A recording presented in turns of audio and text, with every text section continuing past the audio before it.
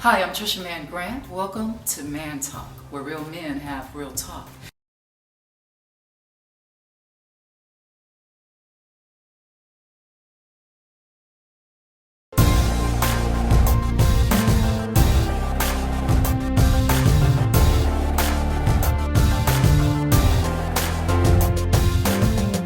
All right, I'd like to introduce my guest on Man Talk today. We've got Mr. Kevin Dunigan from the south side of Chicago, and he has been a bodyguard for many celebrities such as Toni Braxton, En Vogue, Patti LaBelle, and more. We also have Mr. Jermaine Jacox L from the south side of Minneapolis, and Jermaine has modeled for over 5 years there. We also have Mr. Kyle Templin, and he is from Tioga, Louisiana, and he has a degree in chemical engineering. And our celebrity guest host today is Mr. Anthony Tony Grant from Charlotte, North Carolina. And I'm telling you, he's an amazing actor on Tyler Perry's Madea Gets a Job, and Why Did I Get Married, and many, many more Tyler Perry productions. But I just want to thank you for being here. Welcome. Oh, thank you. All right. So I'm all about jumping in straight to the point. Okay, can we get to All right, let's straight do it. hot topic, which is what turns you on and what turns you off about me? Huh? Ooh, all right. Ooh, we got a roof for Mr. Tony Grant over here. Okay, let's talk about high maintenance. I know sometimes that is an issue with some men. Yes. Yes. I hope with every. What exactly do you mean high maintenance? Because I want her to be high maintenance when it comes to hygiene. That's a good Okay. point. And hygiene is something that's actually a good point to bring up too, because a lot of people are not as clean, right? Are we talking about emotional high maintenance? Are we talking about relationship high maintenance? Okay, well, first of all, let's talk about high maintenance. What does that mean to you guys? Ooh, when I think high maintenance, I think financial and I think emotional. Yeah, it's pretty much right there with Kevin and Tony. Yeah, I think financial first before Okay. anything else. And moving out here to California, oh my God, that's all you got going on out here. A woman, it's about how much money you got, what kind of car you driving, what kind of shoes you got on your feet. It's like, that's it. So is that what they first say to you when you introduce yourself? They don't have to say nothing. I I see it all in their face. The second day I was out here, I moved out here with my buddy. He's like, check this out. We're going to go out to a bar. First girl that walks up to you, she's going to ask you what time it is. I'm like, all right. And then she's going to ask you what kind of job you have. And then she's going to ask you where you live. I'm like, all right. He's like, after she asks you those 3 questions, and after you tell her the honest answers, because I'm from Louisiana, we're just, there ain't nothing. Yeah, it's Southern. Then you come back to me, and I tell you why.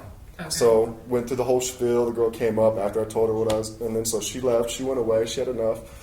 Went back, told my buddy. He's like, she looked at your watch, didn't she? I was like, yeah. She was trying to see what kind of watch you wore. Wow.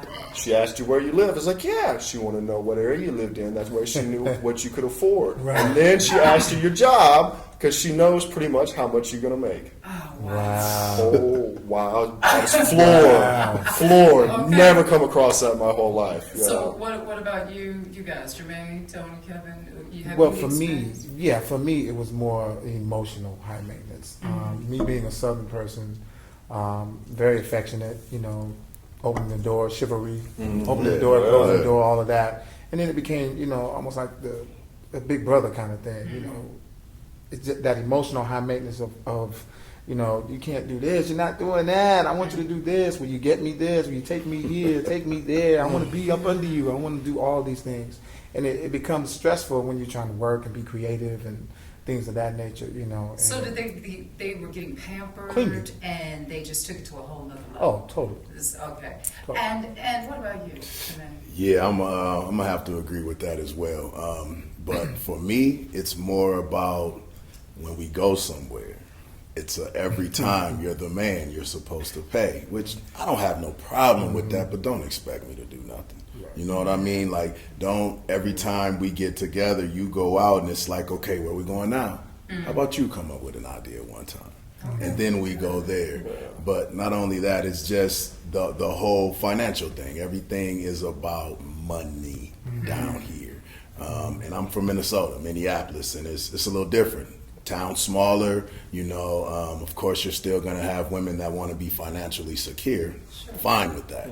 However, when we first meet, don't ask me what kind of job I have. Don't be checking my watch out like my man was saying and all that. You know, don't let's don't go there right away. And you know what's funny is I make sure even when I'm just having regular conversation, you know, with people that's not the first thing, because I already know how y'all think. Right. I already know. And Because I you're a just want them woman. to But know. that's good though, that you recognize that. I do, so I just, you know, just talk in general and about family or lifestyle or, you know, just what you're doing. But not job first. That's never the first thing I ask. And Kevin, what about you? For me, with my experience, one of the things that from the whole emotional standpoint of it is, they have issues and baggage that they like to carry around. So once you enter into a relationship, or even if it's just a friendship, and she starts getting, those heartstrings start to get pulled. Sure. I'm a witty, shoot from the hip, humorous type of guy. So if I say something, you know, like, yeah, so, you know, that's a nice color. Well, what do you mean by that? Are you talking about the whole totally? That's emotional. That's a See, different that's game. They have maintenance right So there. I'm clueless as to where that question's coming from, because it's thrown at me like I said or did something wrong. I said, well, no, I'm just playing around. Yeah. Well, why do you have to play like that? Well, this is who I am. Well, I think that goes into the insecurities of not really knowing who they are. And so you're dealing with all those type of emotions. But let's just quickly go back to the financial. What would you prefer that a woman ask you when she first meet you? Ooh. That's a good question. I would prefer the woman ask me when she first meets me, what are some of the things that I like? You know, be interested in things that make me smile, make me happy. Things that that per se can allow me to be a man. You know, things that will allow me to represent her as a man, as well as representing her as the queen.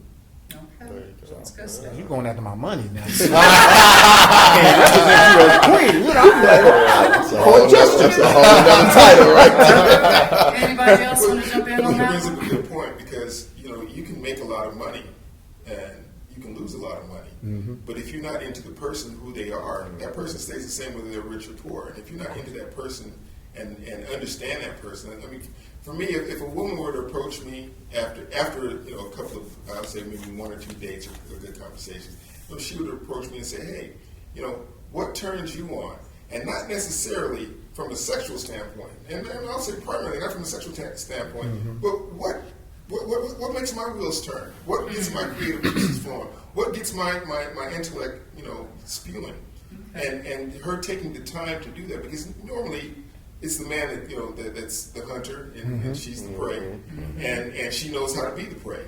And she knows how to run real fast. She knows how to slow down so you get close enough. She knows how to, you know, get within sniffing distance and then run again. Let's feel that devil, and she runs away again. Yeah. All right. Well, let's move into the emotional side of things, because you guys did discuss, you brought that up, Kevin, about the emotional high maintenance. And when a woman is, she cries a lot or weeps a lot, or, you know, I believe that I heard you say one time that means they're trying to manipulate. And I'm sure there's some women out there, because, you know, I do want to represent for the females on the positive side, because I've talked to some great ladies out there. But I know that some of them, they just get emotional, and they're not trying to manipulate you. That's just how they're feeling at the time. So how much of that can you take? How do you deal with it? Well, I think it's different with every relationship, Right. and it depends on your understanding of where she comes from too. You know, because very rarely have I dated a woman that hasn't had something happen to her in the past that just emotionally has changed her life. And you may not know that. You may not be privy to that when you start dating her. So, you know, like Kevin was mentioning, you know, a lot of times that's a great color. Or, you know, something may have happened, a bad experience to her that triggers a certain emotion, and you don't know that, and so you're already guilty. You know, you're in the doghouse because you like orange, and you're like, oh, that's a great color. It's my mascot. I And you don't don't know why. And you have no idea why. Don't you guys just wish there was like a printout that came? Yeah, let me with get us? can I get a Okay. manuscript to Here's the say, thing, don't say this to me at this time? Here are And you my know what? issues. What I have found is that there's been times when dealing with those emotions and that draw you to the conclusion that manipulation is at hand is when they can tell you something about a prior relationship, but yet they want you to do the things from that prior relationship. Because the first thing is, I'm not used to X, Y, and Z. Okay, well, if you're not used to it, and if you want to continue being used to it, then you should just stay there. I'm ready to bring you something new on a positive level, as well as, I'm going to make my own mistakes, but don't charge me for mistakes I haven't already made, but somebody else made that mistake. So that emotional thing comes in there where it becomes a manipulation to the mind of, hey, come on now, well, Bobby did it like this. And I liked when Bobby rubbed my feet. Well, I'm not going to rub your feet the way Bobby rubbed your feet. I'm going to rub your feet the way Tony rubbed your feet. You know what I'm saying? And we'll be right back.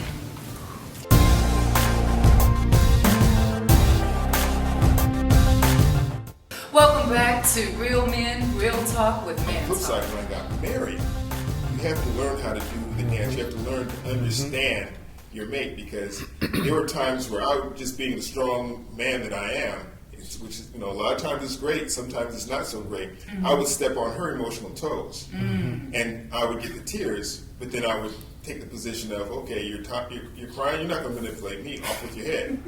And so I had to understand that aspect, as far as these are real tears coming from a real heart that I've bumped, bruised, or damaged. Yeah. And she had to understand also me, as far as saying, okay, I know these tears can be misperceived, so I have to make sure that when they flow properly, so they don't go down the wrong creek.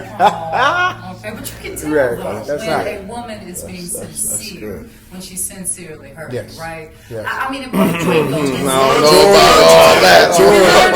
There's some really good actors. You have to be around her for a long time before you.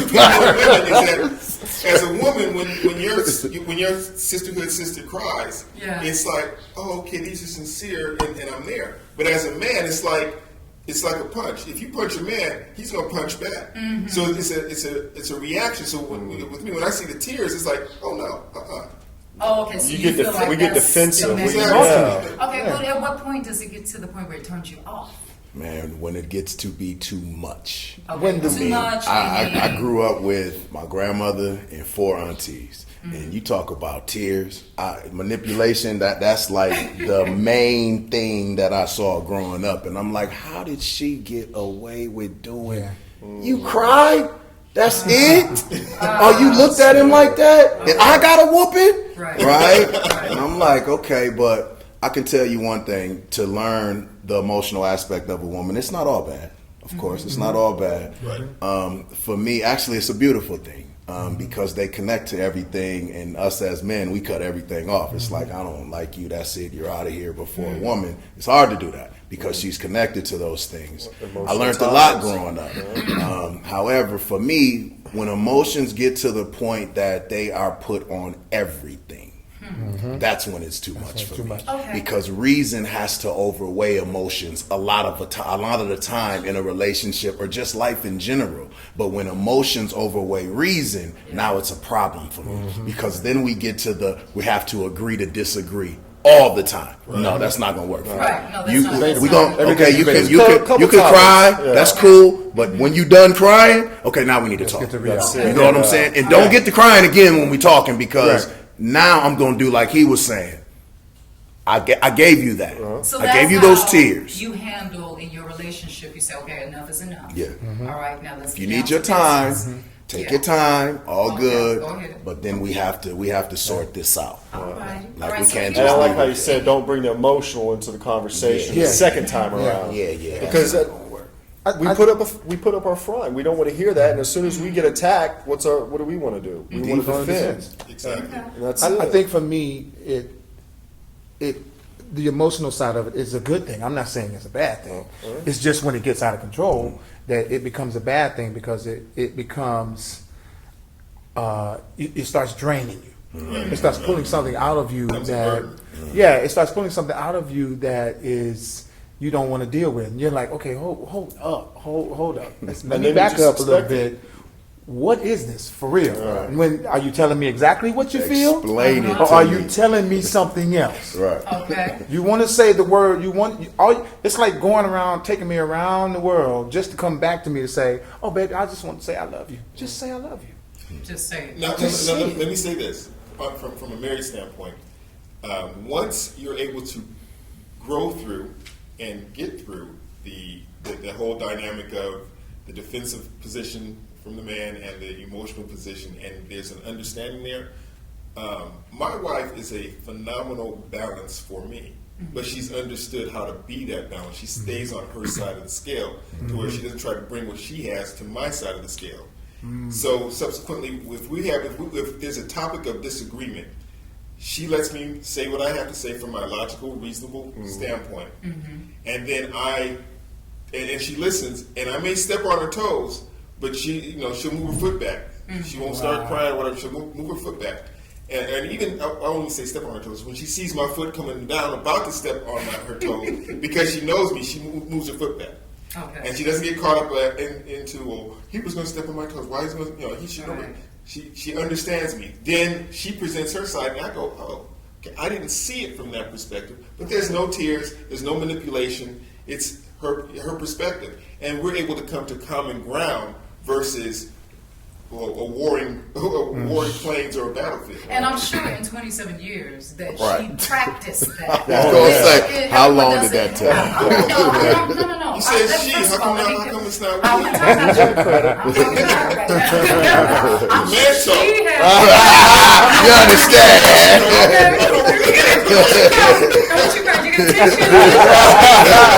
We can switch it up now.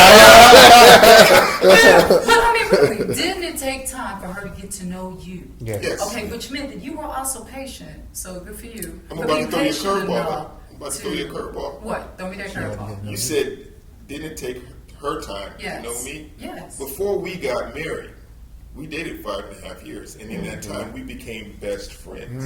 So we took a friendship into our marital relationship. We just didn't come from in the red corner and the blue corner, meeting in the ring, and let's call it a marriage. Okay. We took a friendship into that marriage. So did you? Let's talk about sex real briefly, because sometimes that you're like, yo, you ready for that? Oh, yeah. Be brief. I gotta be brief, though.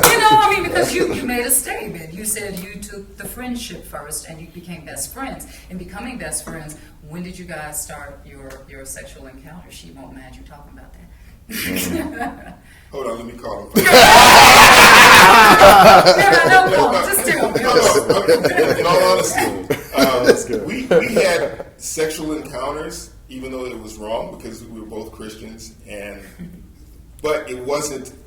As best way I can say it, yes, I'm stammering and stuttering. The best way I can say it is this: we were experimenting in an area that we shouldn't have, but it didn't affect our friendship because we were young, but we were committed to each other. Good. So when we got married, it was like best way I can put it. Before we got married, we were like looking over the dam and dipping our toes in the dam. Then when we got married, the dam bust. Okay. All right. Gotcha. So the advice I want to give to the ladies, just let me interject real quickly while we're still on this subject, is you all you turn men off when you cry a lot. So let's pull back a bit on those emotions. Let's just try to listen to what they're saying, because the turn on that you had from your wife was that she listened. She let you get it out.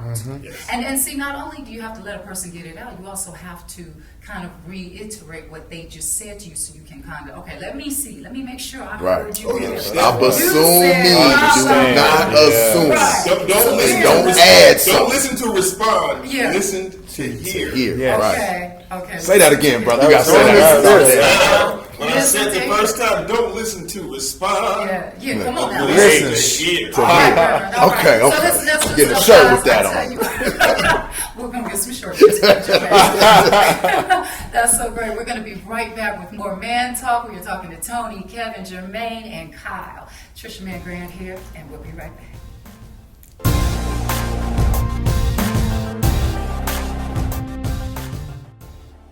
Welcome back to Man Talk. I am your host, TRISHA MANN-GRANT, and I'm having a great time talking to all of these men. They have a lot to say, and we're going to roll into something totally different, you guys. Let's talk about what turns you off about the way women dress. Ladies, listen Leave something to the imagination. That's a good thing. Please. And I don't want to see your ass hanging out until you in booty shorts in bed. All right. You know? All right. So when you see a woman with short shorts and a tiny tank top on, that's too much.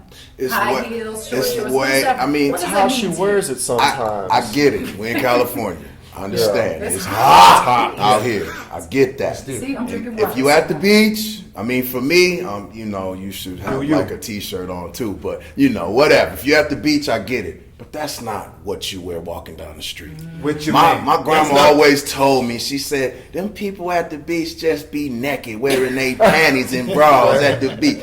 And that's what I see, and it's like, okay, I'm not young. I'm not in my 20s no more. I don't want to see a woman in her 40s or upper 30s wearing a mini skirt up to here and a halter top that's so tight I see everything. Like that's nasty. Right? No. Come down. But and also you should know your body. Ladies, know your limitations. Please, you should know what's a privilege and what's a right. Wearing stuff that is not for you. If you are 5'3", 200 pounds, do not wear spandex. Oh, please, honey, please. And hey, big women, I ain't got nothing against you. I love you, all good, but know your body type. Okay. I'm all for the confidence of a woman. That's sexy. Be confident in who you are, but also understand what you're giving off. Exactly. Because you don't want certain attention, then don't give off certain. Yeah, don't be complaining when you get it. What I mean? When it comes to dress, I have 2 daughters, and I myself, I like the way men are designed. Women's bodies are attractive, but you don't have to show off everything. Now, with my 2 daughters, they got into this whole everything tight, low cleavage thing for a hot second. And I told them basically this, because they were talking about, I'm not meeting any quality guys. I said, if you dress like, I said, if you dress like crap, you're going to attract flies. Bottom line. That's good. And they were like, but I thought this was attractive. I said, you're basing it off of how guys are looking at you and what guys want. Guys aren't looking for a relationship when you dress like that. Right. Guys aren't looking at who you are, where you came from, and what you're made of. They're looking at what you can do for them in a compromising situation. Right. So the less you dress like that, the less flies you will attract. Okay, and I have a quick story. When I was 15 years old, I thought I was being smart, right? My mother's a police officer at the time. And I thought and my grandmother was very much in my life and a Christian woman, praying and all that. And so I brought the sexy little tight dress, the one you described. and I took it and changed at the party. This guy walks up to me and says, hey, I want to blank you. Straight out. Just how? And I'm going to tell you something. I felt like crap. I cried. I got emotional. Yes, I did the girly thing. And that's okay. But you now you good. You good. But if you still crying over there, we gotta look at other relationships. That's where the problem starts. That's the problem. But it was a wake-up call, and it made me think about how I'm being perceived. See, I'm thinking, this is the way I'm supposed to do it, get a little attention. But especially our young ladies, I talk to your young ladies right now. Let me just take a minute. Let me interject. Please do. Please, young baby girls, all of you, all ethnicities, please understand that you will attract the wrong attention. That's not what you want, okay? So leave something to the imagination. Please. Now, a lot of people don't know that this young man here, you're married, right? Yes. It made me shout. I felt something right there. Yes, I am. Happily married. Yeah, she must be real special. She is amazing. Whoa, What's her name?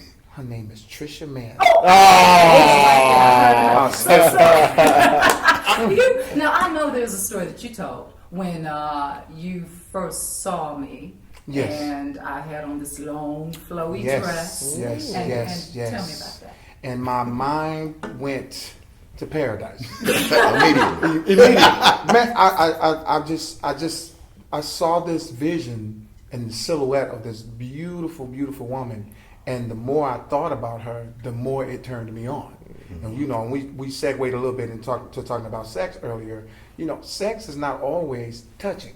Right. Sometimes the mind can take you to a place where it's sensual, it's very sexy, it's organic, and when I saw my wife, that's exactly where I went. And I was like, whoa, wow, she's amazing. And then when the first time we touched, just our touch with each other, that energy that came off of it, it was phenomenal. It was, I call it a blessing. I'm blessed. Very nice.